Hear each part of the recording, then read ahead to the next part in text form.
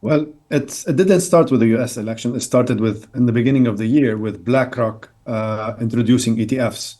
But then it took a stable note, but reaching all-time high also.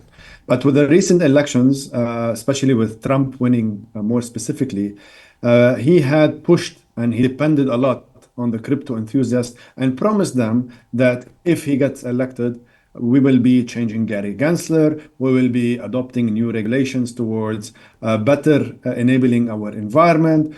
We will not be finding people. We will be adopting more crypto friendly. And of course, there's one hidden factor here, which is Elon Musk. We must not forget Elon Musk in this equation. So all of this added to the hype. Why? And why? Because it's a hype, because it's a market of speculations, all right? A promise of more economical opportunities, more ease of regulations, more innovations, more money pumping in the system. So all of this helps the investors in terms and give optimism to the market that we are going for a crypto-friendly global economy. So with that crypto-friendly global economy, of course, it's ruled by the US, even though the US today is kind of lacking, but that optimism brings more regulations, more normal companies, more institutions pumping money. And this is what we saw with the rise to 93, $480,000. Okay, you've mentioned we're moving or we're shifting towards a global crypto-friendly economy. What kind of implications can that have on the economy as a whole, as we understand it? And if you can expand on that and try to explain to us the relationship between the cryptocurrency market and the economy as a general concept. Yeah, today we all know the traditional trading, traditional financing, and all of those normal instruments. But with the rise of crypto recently, within the last 14 years, and especially within the last 4 or 5 years, where we saw a lot of gains and a lot of adoption, we have around 600 million users today on this using cryptocurrencies. So if we reach the 1 billion mark or the 2 billion mark, that's around 20 to 25% of the global, economies. That will change the way money is actually moving because it's already making it kind of better way, less fees, faster.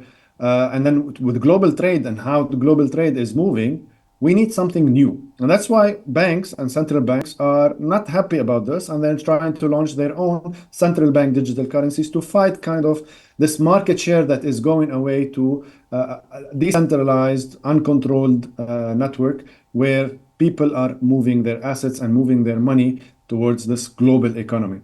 Now we have also, not to forget, BRICS and so on, but maybe BRICS will also be depending on some sort of cryptocurrencies. We don't know yet. They have released multiple ideas, but we don't have the final idea. So So with what the can we rise of, see in the short term when we're talking about global markets and when we're talking about international trade?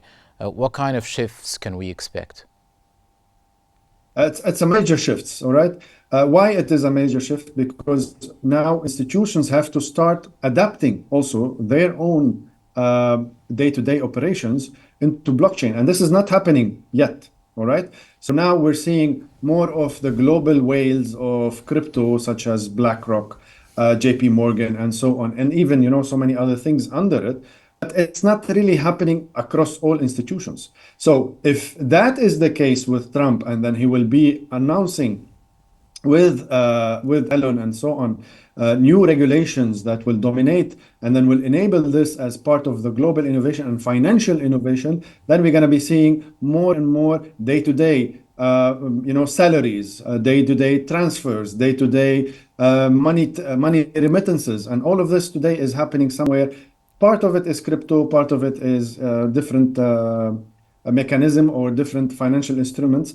But if the future is going towards this, we're going to be seeing more and more pumping in a global trade because today you can track money, track the blockchain, track also not just about the financial aspect, but also the blockchain aspect that secures the trade and then elevate from the fraud that is globally happening. Just to tell you that the global trade is $7 trillion worth. So imagine how much possibilities there are for blockchain and crypto altogether solve this global challenge.